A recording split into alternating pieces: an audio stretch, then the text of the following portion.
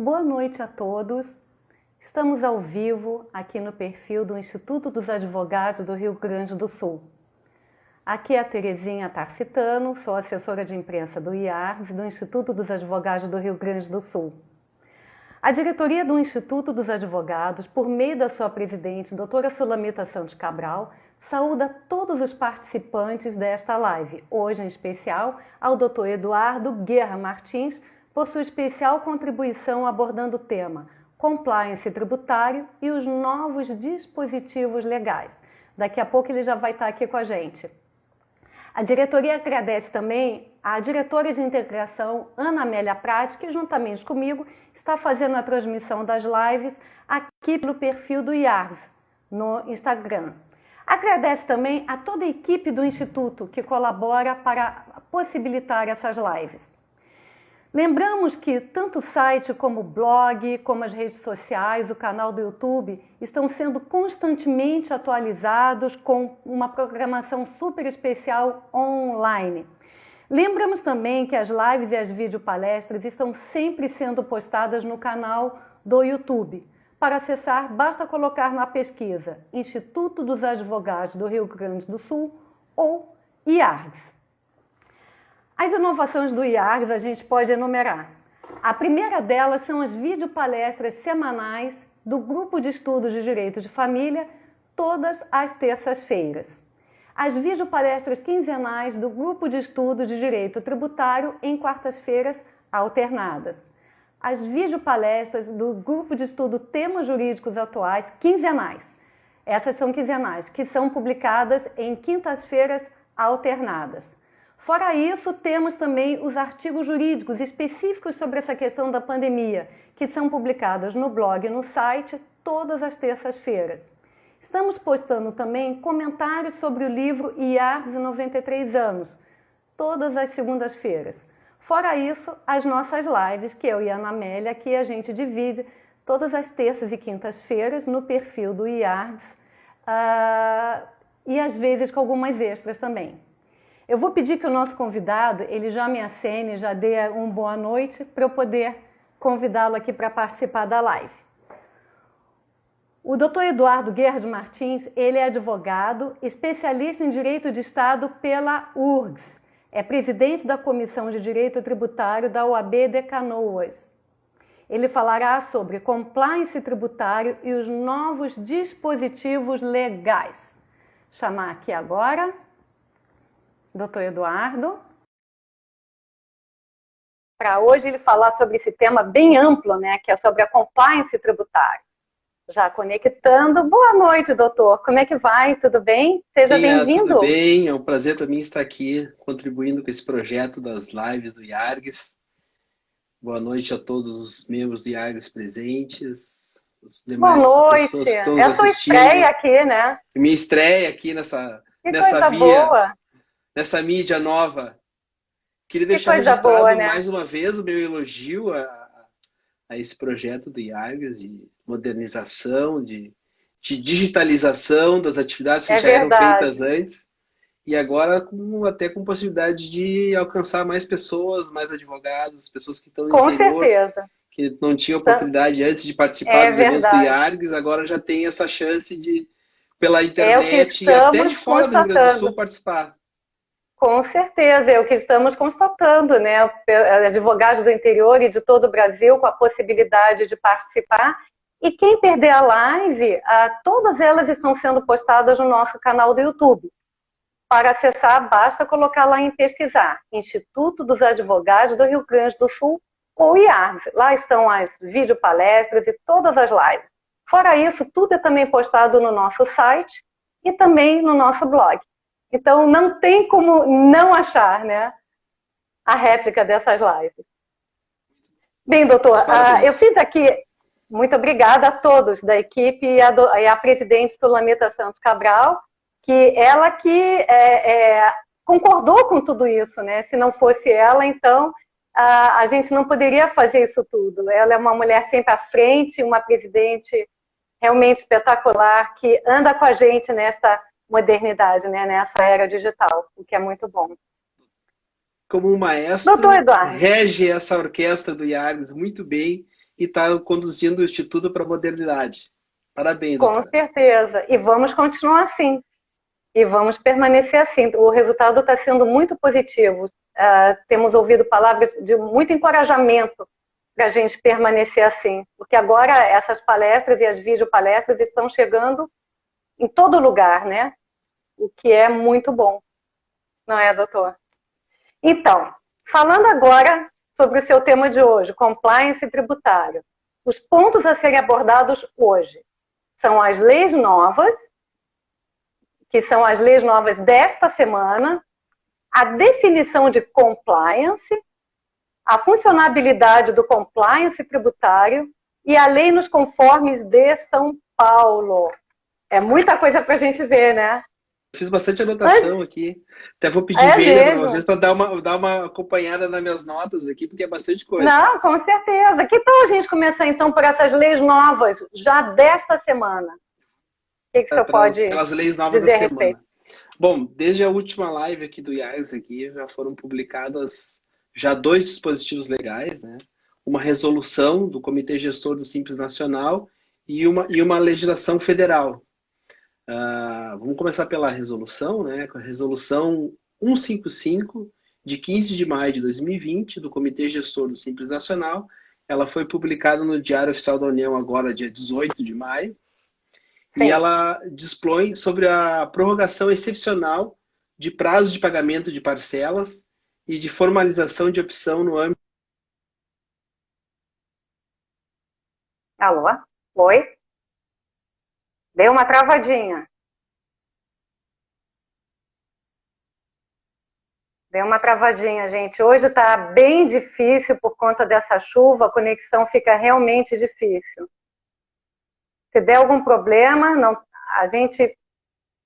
Pronto, doutor? Voltou? Voltei. Está me ouvindo bem? Trancou. Então tá ótimo. Tranca porque com essa chuva tá dando isso mesmo, né? Não há problema, a gente continua. Ouviram que eu falei bastante aqui quando eu vi que estava trancado. Bom, vamos voltar do começo. Nós vamos falar da resolução 155, de 15 de maio de 2020, do Comitê Gestor do Simples Nacional, que trouxe uma prorrogação de prazo de pagamentos dos parcelamentos no âmbito do Simples. São os parcelamentos do âmbito da Secretaria Especial da Receita Federal do Brasil e da Procuradoria-Geral da Fazenda Nacional. Então, os tributos apurados no âmbito do Regime Especial Unificado de Arrecadação de Tributos e contribuições devidas pelas microempresas, empresas de pequeno porte e... Acho que eu estou no ar ainda? Tá no ar, tá perfeito. Tá, ficou escura a minha tela aqui. Não, tá perfeito. Bom, essa resolução ela traz uma prorrogação das parcelas que vencem em maio de 2020, em junho de 2020 e julho de 2020, que são prorrogadas para agosto, outubro e dezembro. Mais ou menos nos dispositivos que já tinham vindo das parcelas regulares do Simples, que haviam sido prorrogados também. Agora essa resolução traz isso para os parcelamentos, porque empresas que tinham parcelamentos vão poder aderir por conta dessa resolução. Outro dispositivo que também é novo, que foi publicado no Diário Oficial agora no dia 19 de maio, é a Lei 13.999, que institui o Programa Nacional de Apoio às Microempresas e Empresas de Pequeno Porte. O nome do programa é PRONAMP. É um programa para o desenvolvimento e fortalecimento de pequenos negócios. Certo. Tá? E esse programa ele é destinado para esses microempreendedores, empresas de pequeno porte, e ele prevê uma linha de crédito para essas empresas até um limite de 30% da receita bruta que a empresa teve no ano de 2019. No caso de empresas que têm menos de um ano, ela pode fazer uma opção, né, desse limite ficar ou 50% do valor do capital social ou 30% da média do faturamento mensal, considerando um cálculo anual, né? O que for mais vantajoso para a empresa vai ser o limite. O que é a finalidade desse crédito? A finalidade desse crédito é operações poderão ser utilizadas, esse crédito poderá ser utilizado para investimento, capital de giro, né? E o objetivo principal é socorrer as empresas nesse momento de combate ao Covid-19 e a recessão que está vindo aí, né? Exatamente. Isso é muito importante. É mais uma medida do governo para tentar minimizar os impactos econômicos que o combate ao coronavírus ou o próprio vírus está trazendo aí para. Que ainda estão por vir, né, doutor? Já estão chegando, né? Muitas empresas aí já estão sofrendo o impacto econômico, né? Agora hoje, reabriu o comércio em Porto Alegre, né? Os shoppings reabriram. E o que tem se com muito cuidado, é né? Com muito cuidado. E o que se tem notado é que a procura dos consumidores não é a que os comerciantes esperavam, né? Então isso vai impactar, né? Já há um estudo da FenaBrave que 30% dos concessionários de veículos irão fechar no próximo ano, né? Então esse é um estudo que já tem. Outros estudos estão por vir e o que a expectativa que se tem é que os números serão parecidos. A gente já sabe que a indústria do turismo está bem afetada, já está afetada desde o dia 1 da pandemia, né? Bom, voltando aqui para esse programa aqui, um aspecto interessante é que a taxa de juros, os juros desse programa de crédito, ele é a Selic mais 1,25% ao ano. Então, o banco até, claro que o banco pode praticar uma taxa menor, se ele optar, né? Mas ele não pode praticar uma taxa maior, né? O prazo de limite dessa contratação ali ela pode ser contratada do dia 18 de maio até 3 meses para frente, né? Até 18 de agosto, podendo ser prorrogado para mais tempo se a pandemia durar mais, né? Mas aí depende de lei ainda. O negócio é que ninguém sabe, né, doutor? É imprevisível. A gente não sabe, né? A expectativa que se tem é que dure até talvez setembro, né? A gente ainda não entrou no pior, principalmente aqui no Rio Grande do Sul, que a gente conseguiu baixar a curva da infecção, assim, da contaminação do vírus, né? Então a gente espera que vá mais para frente, mas isso também faz que dure mais tempo. Bom. Bem, doutor, sim. Pois não? Pode continuar. As garantias, né? A garantia que se exige é uma garantia no valor uma garantia pessoal no valor do empréstimo e no caso das empresas com menos de um ano, 150% do valor do valor do crédito, né? As instituições financeiras elas podem se valer do fundo garantidor de operação, né? Ou seja, o governo que vai garantir, em última análise, essas operações para as instituições financeiras, o fator que faz, além da obrigação legal, os juros ficar abaixo do praticado pelo mercado normal, né? E até, se vocês quiserem, eu tenho aqui, quando aparecem essas legislações novas, a gente vai informando os amigos e clientes, né? E um muito diligente me respondeu até hoje à tarde, muito organizado, já fez até um cálculo de quanto que ficaria as prestações. Como é que ficaria? É porque está tudo muito novo, né? São leis desta semana. Até ele me questionou com relação à questão da garantia. Ele disse, mas eu acho que essa garantia eu não vou conseguir, porque ele entendeu que a garantia seria real, né? A garantia pessoal, ou seja, é aquele famoso contrato usual que é feito nos bancos, que o sócio garante, normalmente os sócios garantem os negócios da empresa, com aval. Vamos olhar aqui o cálculo que ele me mandou aqui, eu vou procurar aqui, porque eu acho interessante a gente falar, porque quem é interessado nisso vai poder avaliar. Vai poder ter uma ideia do que implica isso na empresa, né? Vamos ver, deixa eu abrir aqui. Uma linha aqui. Localizou? Sim, abri aqui. Então, ele fez uma simulação aqui, então o financiamento ele é 36 parcelas. Ele fez o cálculo. Com 100 mil reais, com o juro, ele calculou a Selic, que está em 3%, e mais 1,25% ao ano, ele fica uma taxa de 0,35% ao mês. Então, um empréstimo de 100 mil reais, ele vai ficar uma parcela de 2.961 reais. E aí, 200 mil reais, 5.922. E ele fez cálculo várias. E 500 mil reais, a parcela fica 14.806,52. Tudo em 36 parcelas. Importante a gente apontar aqui que essa lei, ela vinha com, ela tinha, além da definição dos juros e do prazo, ela tinha uma previsão de uma carência num período ali, se eu não me engano, era 8 meses, estava no projeto. E, inclusive, foi aprovado. E essa carência foi vetada pelo presidente da República com a promulgação da lei. Certo. Doutora, eu acho que nada melhor do que dar uma explicação bem básica sobre o que é o compliance e depois a gente partir para o compliance tributário. Como funciona? Bom, é bom falar mesmo. Passando agora dessa fase das novas leis, né? É muito falado, novo, mas que poucas pessoas falam sobre ele, né?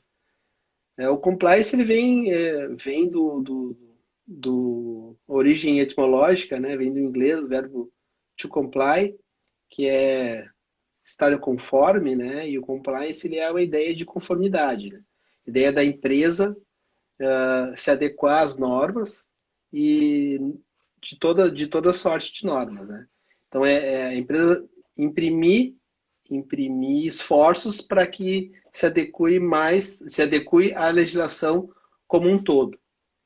O compliance ele ganhou bastante destaque aqui no Brasil e com os escândalos de corrupção, né? Que principalmente os últimos, que as empresas já estavam munidas de ferramentas de compliance que muitas vieram à tona, né? Muitas vieram à tona e trouxe essa nova luz sobre o compliance. No mundo, né? No mundo, o compliance também ganhou força no exterior. Ele começou fora do Brasil. E o início do compliance, assim, como fenômeno, veio a partir da lei Sarbanes-Oxley, que veio após aqueles escândalos da Enron, todas aquelas questões contábeis, fraudes contábeis, que terminaram levando à falência de algumas empresas. E aí foi criada a lei Sarbanes-Oxley nos Estados Unidos para proteger o investidor. Lá nos Estados Unidos, o mercado de ações é muito forte, e até por essa pujança da economia lá. Então, se preocupa muito com o investidor. E daí começou a vir essa cultura de cada vez mais adequação e obediências às normas e conformidades. Aqui no Brasil, o compliance ele passou a ser, na prática, obrigatório a partir da Lei 12.846 de 2013, que também foi chamada de Lei Anticorrupção, que trouxe algumas responsabilizações e exigências que levaram as empresas à aplicação do compliance dentro das suas administrações. O compliance, claro que, como a gente já falou aqui, ele tem o maior destaque na área penal, mas ele abrange todas as atividades da empresa. Uhum. E o objetivo do compliance final é criar mecanismos de controles. Então, assim, o compliance ele tem alguns pilares, umas ferramentas básicas que ele tem que ter para que ele possa ser aplicado. Então, o compliance ele tem o mecanismo da avaliação de riscos, né? A empresa, na implantação do compliance, ela tem que fazer a avaliação de todos os riscos envolvidos na sua atividade. A empresa deve criar um código de conduta, né? Políticas, tanto das atividades internas da empresa, quanto as políticas do próprio compliance. Tem que ser estabelecido controles internos, né? Com auditorias e verificações, para que seja verificada a efetiva conformidade. Também no programa de compliance é esperado que tenha treinamento e também que tenha uma comunicação interna das regras que estão estabelecidas, porque normalmente as regras, quando não são cumpridas por falta de conhecimento. Então, o programa de compliance também inclui a questão de treinamento, educação e criação da cultura de compliance através da comunicação interna. Outra ferramenta necessária para o compliance é a implantação de um canal de denúncias. As empresas têm que implantar um canal de denúncias para que ela possa receber notificação e notícia de inconformidades que, porventura, estejam acontecendo. Uma ferramenta também que é importante no compliance é as investigações internas. Essas denúncias e outras verificações pelos controles, elas podem levar a trazer a necessidade de se realizar uma investigação. Inclusive, investigações internas. A própria empresa faz investigações com relação às denúncias recebidas e às inconformidades encontradas pelos controles internos da empresa. Então, essas investigações internas que são utilizadas muitas vezes nos processos criminais pelas empresas, pelo Ministério Público, e também são utilizadas pelas empresas quando dá aderência de termos de anuência, né, de acordos de anuência, acordos de leniência e também nos demais acordos que as empresas possam participar no caso de implicação criminal. O compliance também tem, o compliance também não é restrito às atividades da empresa. Ele tem que abranger também os entes que se relacionam com a empresa, como os investidores, os fornecedores, representantes. Então, o programa de compliance ele é implantado de uma maneira global. Então, as pessoas que gravitam na atividade econômica da empresa também participam do programa, não só os funcionários de diretoria e administração, mas toda a cadeia tem que estar de acordo com a conformidade. Acho que a gente poderia falar sobre essa primeira lei de compliance tributário de São Paulo, que é a Lei nos Conformes de São Paulo. Vamos ver como é que é esse modelo, inclusive se pode servir de modelo para outros estados. O que poderíamos falar sobre essa Lei nos Conformes de São Paulo? Bom, a lei nos Conformes de São Paulo, ela traz essa ideia do compliance para o âmbito tributário, né? Então, no aspecto tributário, o compliance ele está mais ligado à questão do risco, né? Porque a atividade econômica da empresa, que é fato gerador de tributos, ela também traz o tributo como um custo da empresa, né? Ele tem um risco para sua adequação, né? O risco da atividade tributária do Estado para a empresa. Então, o objetivo, assim já iniciando na questão do compliance tributário, o primeiro olho do compliance tributário é o risco e a conformidade com as obrigações principais e acessórias, que seria o pagamento e as obrigações de informação que o contribuinte tem com o fisco. E essa lei, a Lei nos Conformes, que é a primeira lei brasileira que traz essa questão do compliance tributário para uma norma, ela procura pegar carona nessa tendência do direito mundial e de levar para dentro das empresas essa obrigação de fazer essa conformidade, investigações internas, para o âmbito tributário. Então, essa lei, ela traz essa ideia de uma parceria, que a lei que a gente está falando é a Lei Complementar 1320 de 2018 do Estado de São Paulo, que instituiu o programa embora o programa já estivesse sendo maturado desde 2017, ele foi implantado com essa lei complementar. A partir dessa lei complementar, ele passou a ser um programa efetivo, né?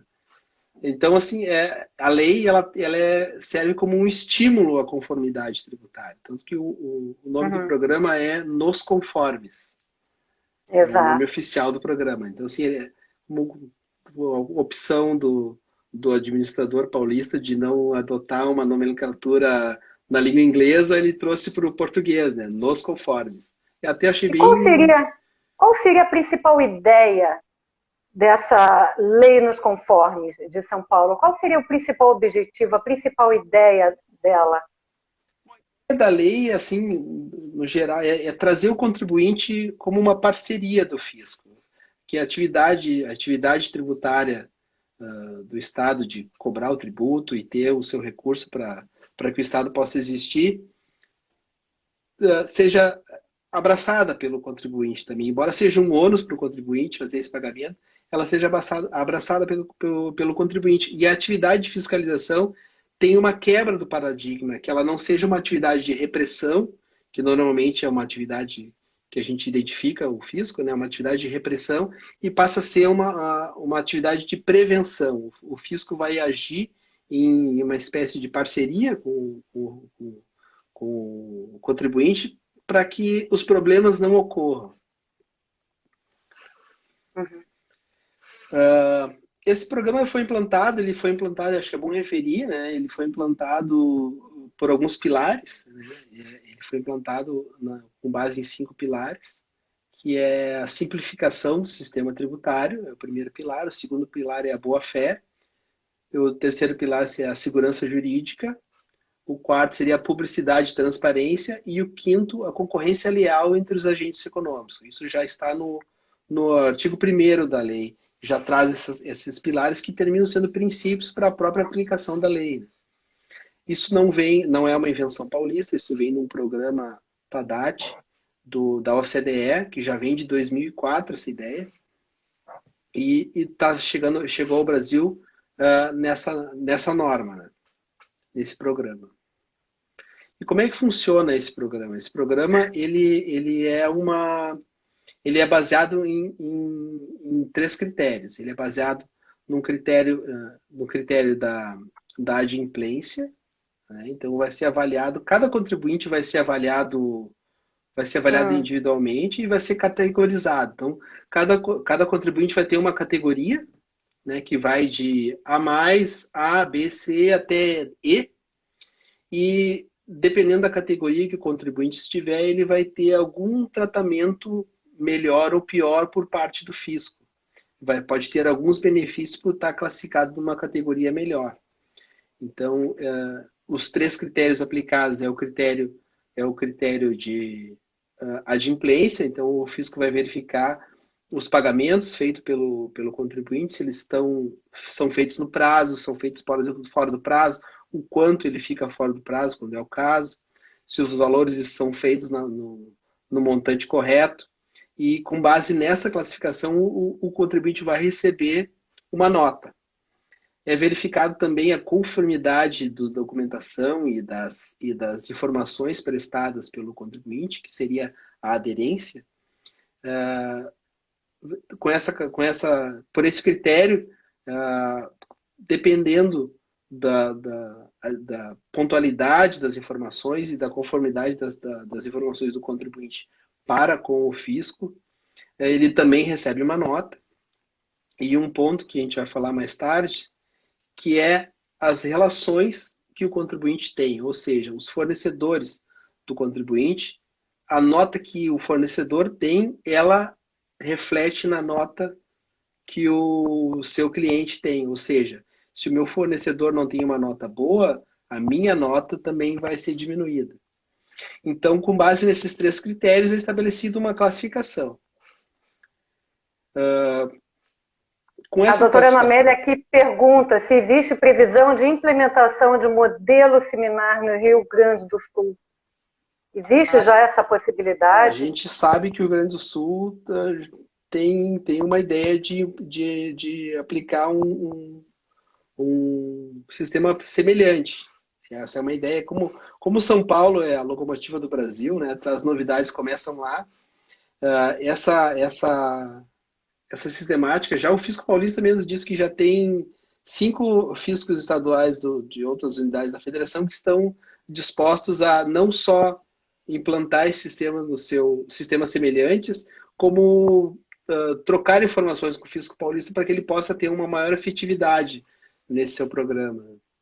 A Receita Federal também planeja implantar um sistema semelhante. Então, por isso que é importante a gente trazer atenção para essa lei nos conformes, porque o futuro da tributação e da relação fisco-contribuinte está aqui. Aqui, esse formato é o que os fiscos do Brasil todo irão migrar ao longo dos anos, nos próximos anos. Que problemas poderia se ter? Que problemas seriam enfrentados na aplicação? Já está previsível isso? O Fisco Paulista está enfrentando um problema nesse terceiro critério, que eu falei que a gente deveria falar em seguida, né? Essa questão do fisco classificar o contribuinte com relação ao seu fornecedor é uma ideia muito boa, que ela visa estimular que o contribuinte não mantenha relações com empresas inidôneas, né? Que muito aconteceu no passado, as empresas compravam de empresas que não recolhiam tributos, não recolhiam ICMS, obtinham as notas, se creditavam do imposto que não foi recolhido e terminava que o fisco sofria o prejuízo de não ter o recolhimento e a economia e a empresa se beneficiava do crédito. Então a ideia é desestimular que as empresas se relacionem com esse tipo que seus contribuintes se relacionem com esse tipo de empresa e desestimular que essas empresas existam no final das contas, né? Porque se ninguém quiser comprar delas, elas não vão poder existir. O doutor Rodrigo, ele está dizendo que o município de Porto Alegre também está trabalhando em projeto semelhante. Muito bom, muito bom. A tendência é essa. A tendência é os fiscos também municipais aderirem a esse tipo de abordagem, porque é a abordagem moderna. Bom, voltando ao problema que a gente estava falando, o problema é como o fisco paulista ele só tem jurisdição para os contribuintes do estado de São Paulo, acontece muito de empresas paulistas terem fornecedores de fora de São Paulo. E quando os fornecedores são de fora de São Paulo, o Fisco Paulista não tem informações sobre esses fornecedores, que até podem ser idôneos e não trazer para o contribuinte paulista a nota de idoneidade. Até há uma previsão que um contribuinte que não tem informações, um contribuinte de fora, ele recebe uma categoria D, ou seja, ele diminui a nota da empresa. Então isso pode trazer uma distorção de colocar uma empresa paulista apenas pelo fato de estar situada no estado de São Paulo em vantagem frente a um consumidor de fora de São Paulo. Esse é o principal problema que essa lei está enfrentando na sua implantação nesse momento. Claro que, algum outro tipo, sim. Claro que a lei prevê, né, a troca de informações, né, e se espera que no futuro, com a implantação nos demais estados e troca de informações, isso possa ser superado.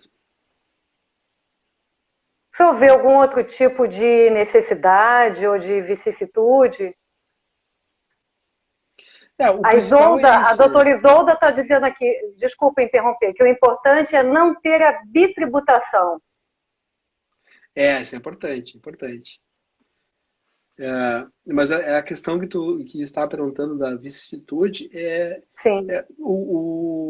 essa implantação do sistema desse tipo, ela só vai ocorrer 100% quando todos os estados estiverem aderirem a esse tipo, talvez não necessariamente ao programa, né, esse tipo de programa, mas que aderirem à prestação de informações, né? Que o Fisco Paulista e os fiscos que adotarem puderem ter informações das empresas se elas são idôneas ou não, o que é importante para o compliance. Né? Exatamente. A doutora Thais Oliveira diz, mas isso indiretamente seria a tributação de um Estado por outro, não? Não necessariamente, não. Na verdade, o que a lei traz de contrapartida são facilidades na relação do fisco-contribuinte. Por exemplo, ah, o- os casos que o contribuinte que é classificado como a área tem direito a uma análise fiscal prévia. Ou seja, ele pode chamar o fisco e dizer, olha, eu tenho essa questão aqui e eu queria que o fisco me desse uma orientação. Aí que é a ideia de o fisco descer da atividade de repressão e, junto ao contribuinte, procurar encontrar solução para os problemas. O fisco vai se colocar ao lado do contribuinte e talvez no enfrentamento de problemas que normalmente ocasionariam num auto de infração e de multa e de cobrança de tributos do contribuinte, cobrança de valores elevados até muitas vezes, o fisco se coloca numa posição de parceria até de educação, né? Para que seja solucionado o problema. O fisco apresenta a inconformidade encontrada e dá um prazo para o contribuinte se adequar. E o contribuinte se adequando, não vai haver a cobrança, não vai ser lavrado o auto de infração e não vai ser cobrada a multa. Essa é a principal característica da lei, né, que concretiza a ideia de parceria fisco-contribuinte. Bom, então existem ainda ajustes a serem feitos, não é isso? Ajustes a serem feitos é o término da implantação. Embora o programa esteja implantado já quase que completamente no estado de São Paulo, essa questão da ausência de informações de contribuintes de fora de São Paulo é o ajuste que tem que ser feito. Né? Certo. E será que esse modelo pode ser, então, seguido por outros estados da federação? E o que pode melhorar? Em que se pode aprimorar esse modelo? Pode aprimorar no modelo é a informação, né? Como a classificação ela é baseada em informação, quanto mais informações se tiver dos contribuintes, melhor. Já há uma previsão de troca de informações entre os fiscos. Então, o que poderia ser independente da aderência de outros estados a programas semelhantes, é uma modernização dessa questão da troca da informação para que o fisco paulista possa fazer a avaliação dos contribuintes de fora de São Paulo. Mas é importante a gente frisar aqui que essa ideia da relação do fisco-contribuinte ter uma relação de parceria é o objetivo desse programa e é a tendência de atuação dos fiscos estaduais, municipais e da Receita Federal também. O importante a gente verificar aqui é essa ideia, né? O compliance tributário ser uma realidade no Brasil. E já começou, né? Começou agora em 2017 com a ideia, 2018 a partir da legislação e já a partir de 2019 já está sendo implantado efetivamente em São Paulo. Vai chegar aqui no Rio Grande do Sul. A partir desta pandemia que estamos vivenciando agora, há uma tendência maior desse modelo ser seguido por outros estados? A questão da pandemia, ela está catalisando uma série de avanços. Eu acredito que essa questão tributária ela também é afetada, né, por essa questão do avanço. O fisco hoje já tem uma capacidade de informação muito grande. O fisco tem até agora que é o momento da gente fazer a nossa declaração de imposto de renda, quando a gente faz a nossa declaração de imposto de renda, tem a opção lá de receber a declaração pré-preenchida. Ou seja, a gente coloca essa opção para a Receita e ela já manda para nós a nossa declaração praticamente pronta. Ou seja, a Receita já tem as informações todas da nossa declaração. Ela só precisa, na nossa declaração de imposto de renda, que a gente confirme essas informações para ela. Então, assim, o fisco brasileiro é um dos fiscos mais modernos do mundo. Presta auxílio aos demais fiscos de nações como Estados Unidos e Europa. tem muita capacidade de informação e capacidade de organização e busca desses dados. Ou seja, a tendência é o fisco, até por essa questão da informação, o fisco abandonar esse caráter de repressão, porque não há necessidade, o fisco já tem as informações. E nada mais assim salutar e não né, com o interesse do contribuinte de que se estabeleça essa relação de parceria, uma relação de parceria que vem crescendo no direito, começou já tem a formalização no nosso Código de Processo Civil, que estabelece que as partes do processo têm que colaborar uma com a outra, embora tenham interesses diversos, têm que colaborar uma com a outra. Né? A ideia dessa lei é essa, é a colaboração entre o fisco e o contribuinte, ainda que tenham interesses diversos, que o contribuinte tenha interesse de não pagar o tributo e o fisco tenha interesse de aumentar ao máximo a sua arrecadação, que eles possam colaborar. Perfeito, doutor. Algo que eu não tenha perguntado, que o senhor acha importante colocar nesta live, que fala sobre compliance tributário, algo mais a acrescentar?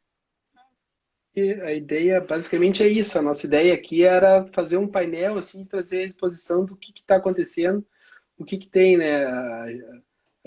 A ideia não é a gente descer muito a fundo, até foi uma preocupação que eu tive na organização dessa live, aí, de a gente não descer muito na questão técnica. A gente sabe que a questão tributária ela é bastante muito específica. Até para quem é da área, às vezes fica muito quando a gente aprofunda muito, fica muito difícil de se aproveitar, né?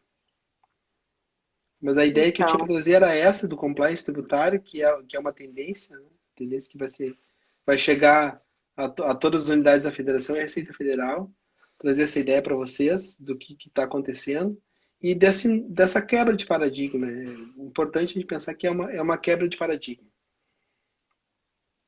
Doutor Eduardo Guerra Martins, muito obrigada pela sua participação e pelas informações tão pertinentes a respeito do compliance tributário e relativo também a essa questão da pandemia que estamos vivenciando. Muito obrigada, boa noite e seja sempre bem-vindo aqui no nosso perfil do Instituto dos Advogados do Rio Grande do Sul. Muito obrigada, boa noite.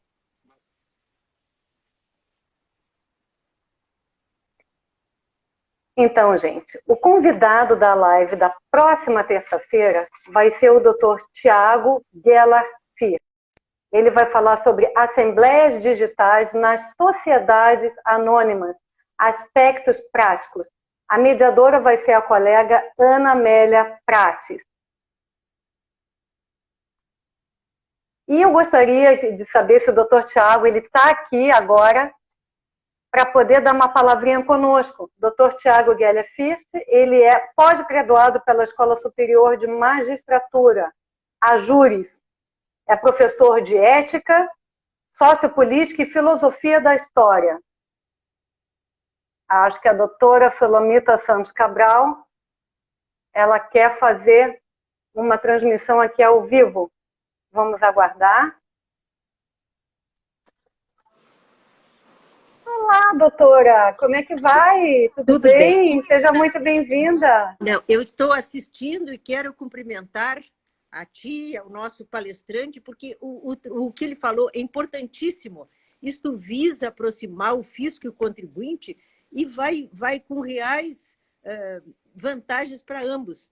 Então, eu que sou advogada tributarista, professora, eu achei muito bom, eu estou acompanhando e eu quero dar parabéns para o nosso palestrante. Vamos pensar positivo para que todo o nosso país adote essas políticas. Isso aí seria maravilhoso para todos. Um abraço. Perfeito, doutora Solomita, presidente do nosso Instituto dos Advogados do Rio Grande do Sul, dando algumas palavras para o doutor Eduardo Guerra Martins. Muito obrigada. Conectando agora, e gostaria de saber se o doutor Tiago Geller First está aí para poder convidá-lo para poder falar sobre o tema dele da próxima terça-feira, que é Assembleias Digitais nas Sociedades Anônimas, aspectos práticos. Aqui. Já entrando, já conectando. Dr. Tiago Geller, aguardando. Ele vai falar sobre assembleias digitais nas sociedades anônimas, aspectos práticos, na próxima terça-feira. Quem vai mediar é a colega Ana Amélia Prates. Seja bem-vindo, doutor. Tudo bem? Boa noite, Terezinha. Tudo bem? Boa noite, boa noite. Estamos aqui anunciando a próxima live da terça-feira que vem, que vai ser com o senhor e falará sobre assembleias digitais nas sociedades anônimas, aspectos práticos. Lembrando, o Dr. Tiago é pós-graduado pela Escola Superior da Magistratura, a Júris, é professor de Ética, Sociopolítica e Filosofia da História, Nova Acrópolis, Escola de Filosofia. É membro do Centro de Estudos em Direito Penal, da OAB do Rio Grande do Sul, é sócio da Moreira de Oliveira Advogados. Deu um probleminha aí na imagem. Vamos ver se ele volta. Doutor Tiago, consegue me ouvir? Eu ouço bem, Terezinha. E você? Então, ótimo. Ok agora, perfeito. Queria que o senhor pudesse falar um pouquinho sobre o seu tema na próxima terça-feira. A live aqui do Instituto dos Advogados do Rio Grande do Sul. Então, a ideia é a gente abordar essa novidade, né, dessa época do coronavírus, que é a possibilidade de fazermos assembleias por meio digital. Então, tratar desse tema. Está dando um probleminha de conexão, doutor. Eu pediria que o senhor repetisse, porque está dando um probleminha na transmissão da sua imagem. Doutor? Agora está me ouvindo bem? Ouvindo eu estou. A imagem não está muito boa. Peço até a doutora Ana para dizer se está bem. Ana Amélia, como é que está a imagem dele? Dr. Tiago Geller First. Bom, eu estou ouvindo. Ele vai falar sobre assembleias digitais. Ótimo. Então, se eu puder fazer um resuminho do que vai ser a próxima live, já agradecemos. Então, a gente vai abordar os aspectos mais práticos da medida provisória que foi editada em março desse ano, né, a MP 931, e também do próprio projeto de lei que foi aprovado essa semana agora pelo Senado Federal e foi a sanção do presidente da República, que trata do regime jurídico emergencial de direito privado, que possibilita várias novidades interessantes aí para as empresas, no sentido de aproveitar as tecnologias para resolver as suas questões de administração. Para mim, sua voz aparece um pouco robotizada. A gente está realmente com problema de transmissão com o senhor, doutor. Não sei se todos estão conseguindo ouvir. De qualquer forma, eu ouço bem, mas o convite. Já está ouvindo? Pois é, não, pode continuar a falar. Eu acho que melhorou. Pode falar, doutor. Então, é só para a gente tratar um pouco desse tema, trocar algumas ideias sobre as questões mais práticas, né, dessas novidades tecnológicas no âmbito das empresas no Brasil, a partir dessa contingência aí, que é dessa pandemia e algumas modificações legislativas importantes para a gente conversar. Perfeito, então, doutor. Seja bem-vindo novamente aqui no perfil do Instituto dos Advogados do Rio Grande do Sul, na próxima terça-feira, e quem vai mediar é a Ana Amélia Prates. Muito obrigada e até a terça que vem. Boa noite, um abraço. Um abraço, doutor. Obrigada. Então, gente, na próxima terça-feira vai ser a vez, então, do Dr. Tiago Geller First. Em nome da diretoria e da presidente do Instituto dos Advogados do Rio Grande do Sul, agradecemos pelo prestígio de todos vocês. Boa noite e até a próxima terça-feira. Até lá.